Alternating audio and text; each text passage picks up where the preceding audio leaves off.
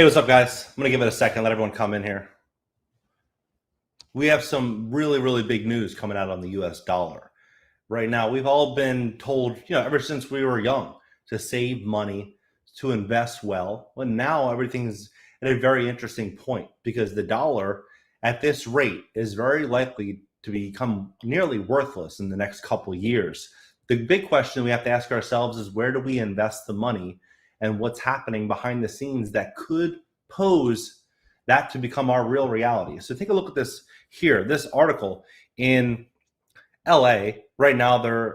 It's a guaranteed income program. Applications open for pilot programs providing $1,000 in monthly payments for up to 3,000 residents. So this new program is going to spend roughly $300,000 a month in Los Angeles, $300,000 a month, and Los Angeles residents can begin applying Friday for the 12-month guaranteed program. So it's going to cost LA $3.6 million, not including the infrastructure to actually build this out. And this is only just the beginning. What I think ultimately ends up happening in LA and a lot of other places is that this guaranteed income, this real kind of a new society that's being built out, is going to be one of dependence. And when we look at what's happening right now I just saw this article yesterday, Wall Street Journal, is that they are now talking about giving families $450,000 a person in compensation. So think about it like this. If you were a doctor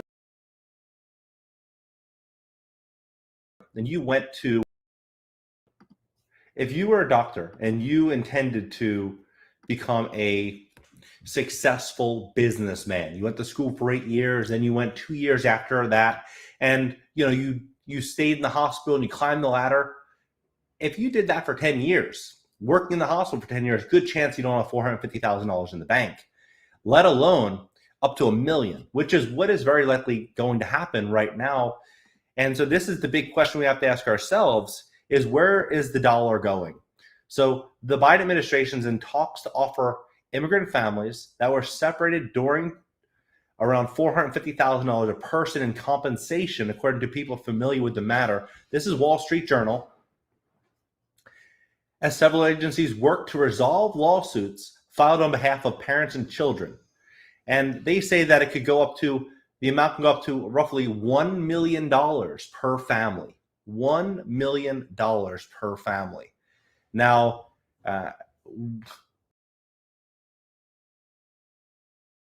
what'll be fascinating to me is we're seeing what's happening with this new situation that's being sent out, this new society. When you're saving money and the value of a dollar is greatly going to fall, your purchasing power with that dollar is going to follow it. So the big question becomes, is where do you invest your money and what is the smartest avenue to pursue right now? A lot of people are making a lot of money in crypto.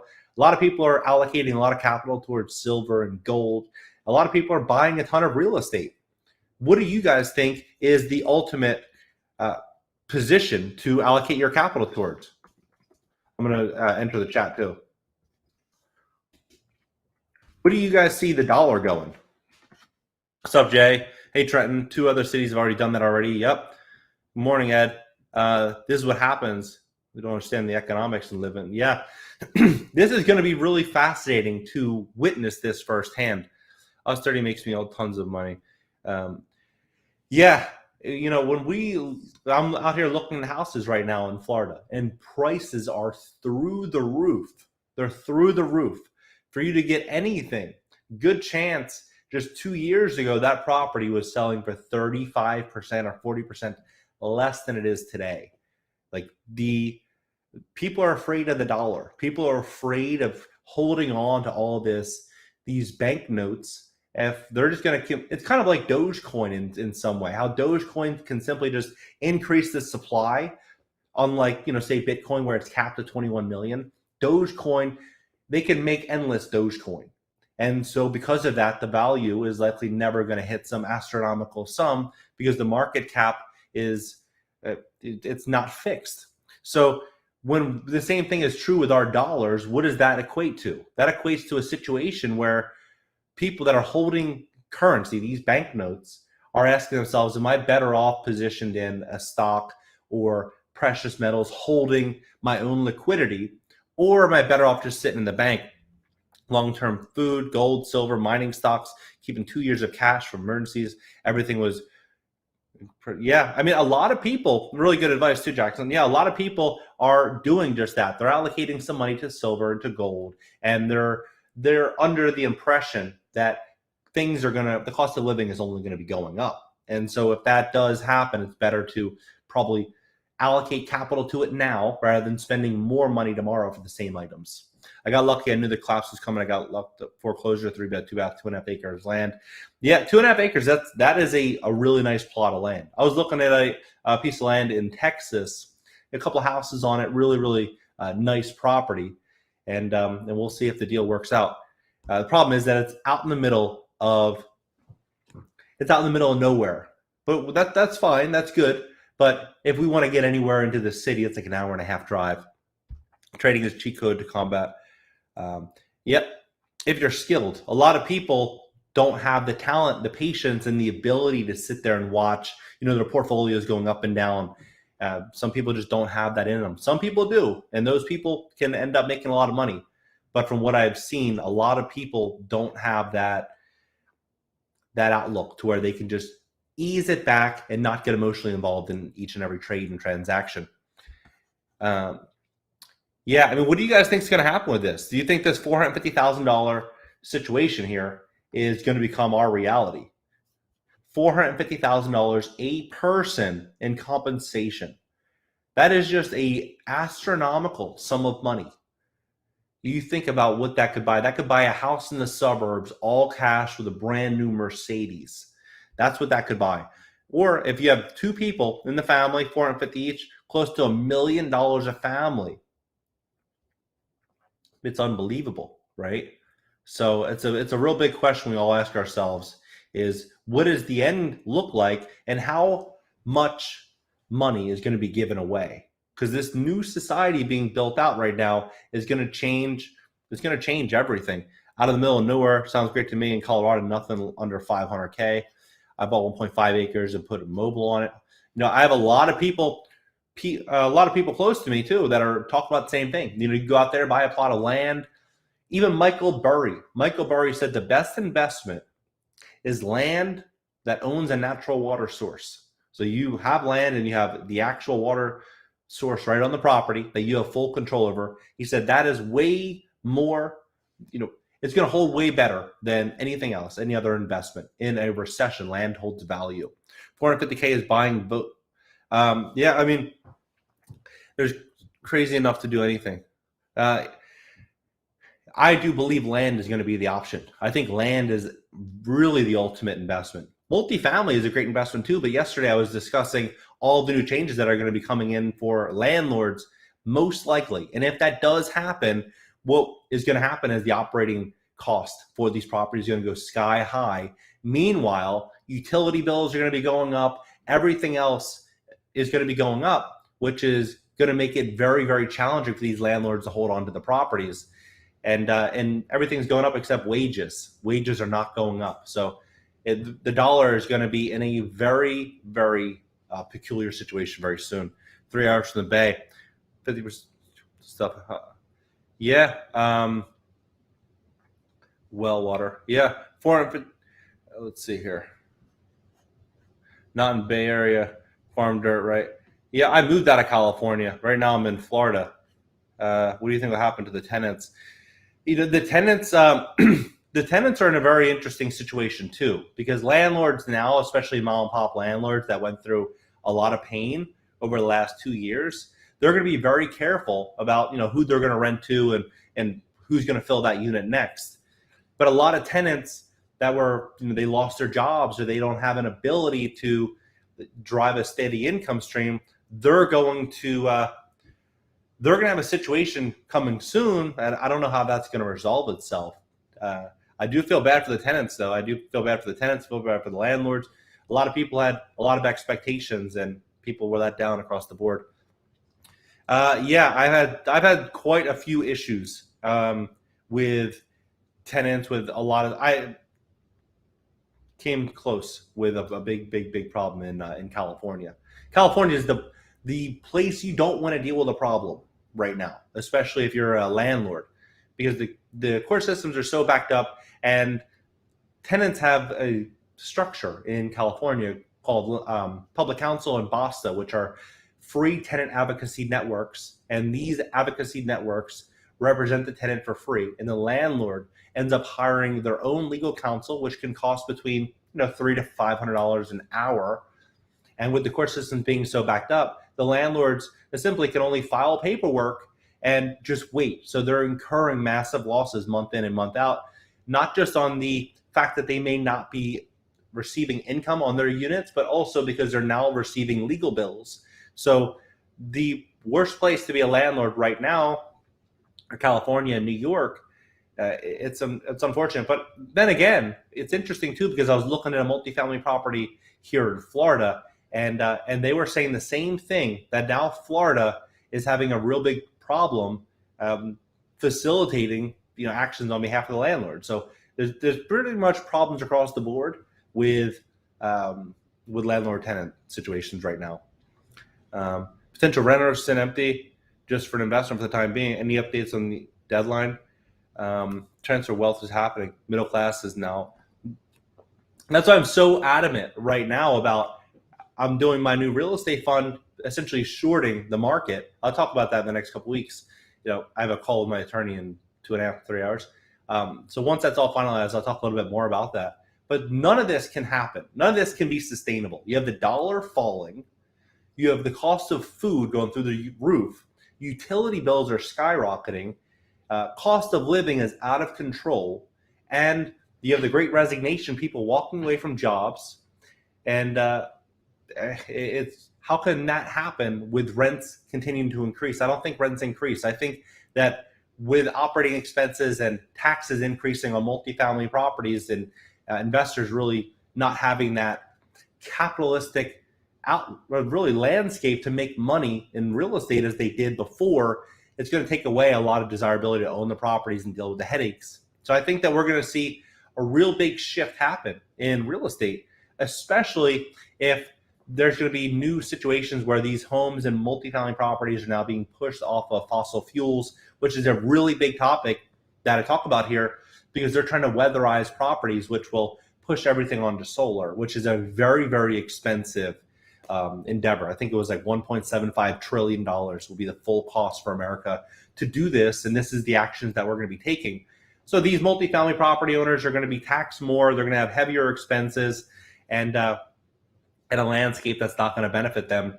I think we're going to have a real big pull away from real estate coming soon. But then again, where are you going to put your money? The dollar is going to likely continue on a downtrend. Gold and silver, I think, is a really good alternative. Crypto could be a very, very good alternative as well. But buying things that have true utility is going to be, I think, going to be the most important things. Like buying things that actually, you have full control over and that really offer utility to the world will do wonders long term. BlackRock will buy it. Yep, but interestingly too, Zillow, they paused their home buying, and what's fascinating is that with this whole new unrealized capital gain structure that they've been discussing, that they kind of wiped out, and they said, oh, this is not going to be something that's going to happen. It's not yet definitively X'd, but it seems as though that's where we're going. What these big companies can do is they can write off the losses on the property. So they can say, oh, these profits went to this, and this is now a bad investment because this is only worth X, plus we have to weatherize it, and this cost us X. And they can basically write off everything through these properties. And then at that point, they can fit multiple people inside of these units and kind of turn it into a situation where you have 7, 8, or 10 people inside of a 3-bedroom, 2-bath, which would bring in more cash flow, but then it would also allow them to have the structure to write off a lot of otherwise taxable income.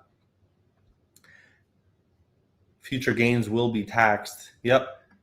Yeah, smash that like button. Freedom Bird, yes.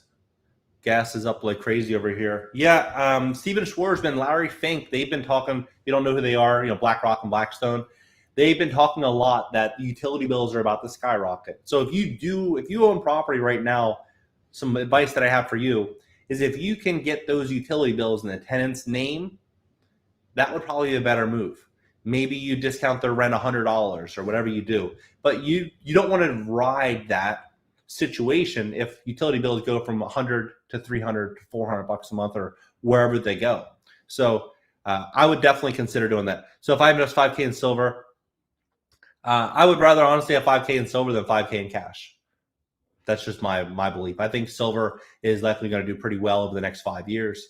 The US dollar, however, likely will not. I mean, for example, I went to this coffee shop. I threw the cup away, but I went to this coffee shop and I got a large iced vanilla latte and a bacon, egg, and cheese on a croissant. It was like $18 for this. $18. Like the cost of things are going through the roof. However, you buy a silver, that will likely follow the trend in the next couple of years. That silver will be worth a lot more than today's dollar, and then hopefully you can cash it out and then you didn't lose any purchasing power. Silver is being suppressed. You will win. But what do you do with? Let's see here. What do you think will happen with 2 different trillion bills passed? Yeah. What I think is going to happen is I think that the economy is going to go into a shock. I think that right now people aren't taking these bills that seriously, but as these start to unravel and kind of roll out, what's going to likely happen is that there's going to be a really big pullback in consumer confidence, and people are going to reassess and say, okay, maybe the economy is not in the same position, or these are the big new expenses I'm going to be having, and because of that, I'm going to restructure this, I'm going to sell this, I'm going to do this, and people are going to go through that transition of consumer confidence. That's what I think is going to happen. I don't think that this is all going to pass and people are going to be like, okay, everything's great, we're just going to continue. I think that people are going to really, really reassess everything. What should a teen do under these circumstances? My advice, if you're a teenager right now and you're kind of looking at the world, is I think the biggest mistake, I'm going to start with first, the biggest mistake is trying to go to college and fulfilling, the obligation of a career in an industry that likely won't be even viable in 10 years or 15 years or 20 years. You as a teenager, you have some advantages. You grew up with a smartphone, you understand technology probably a lot better than most people in their 50s and 60s. So what I would be doing is asking myself, what are the big opportunities in 5 years and 10 years? And then I'd be working diligently on getting better at that niche every single day, whether it be getting into a course, a training program, or working with people already in that industry, getting mentorship. I'd be doing everything I could possibly do to be an expert in that field and kind of climb that, so that way when the market moves into that area even more, you're already well positioned to make a lot of money. That's what I'd be doing. I would not be jumping into a bunch of debt. I'd be selling off things that aren't going to be making money. And I'd be selling things that are liabilities. So I would basically get down to the bare minimums, and I would just put myself in a position to succeed. That's what I'd be doing. But right now, when you look at college and you look at everything that's happening, it's very hard to wrap my head around the idea of paying $80,000 to go to school for 4 years and taking those classes online, not having the college experience, and then wondering if the career is even going to be there in 10 years or 15 years. So that's kind of my advice. I have 2 young children. I have a 2-year-old, almost 2, and a baby that we just had last week, or 10 days ago, 12 days ago. And that's a real big question that I ask for them is, what is their future going to look like? And so I think it's a good question that we should all be asking is, what does the future look like with this dollar falling and with all this uncertainty, and making really smart moves now to prepare for all this, because it's coming. I'm loading up on 5 and 10 ounce. Thanks a lot, TH. Loading on 5 and 10 ounce silver bars, a year worth of. Yep. All college was a vacation. Yeah, a lot of people did. Since dollars chase assets, do you see corporations buying out as much as possible real estate, even though we do have a heavy deflationary period? I would rather be in assets than I would rather be in cash. But the big question you want to follow and really ask yourself is, how are the assets that you're buying? How will they likely perform in a situation under a variety of other outcomes, whether it be stagflation, deflation, whether we step into a traditional depression, all these things, and kind of playing it that way. What was the name? Ark Invest, Kathy. She said that you don't want to have all your eggs in one basket. You want to be mobile. You want to be able to transition. I think that was really good advice. Ray Dalio said the same thing. So yeah, I would definitely put yourself in a position to where you can pivot with the market, because who knows what's going to happen next week and the following week.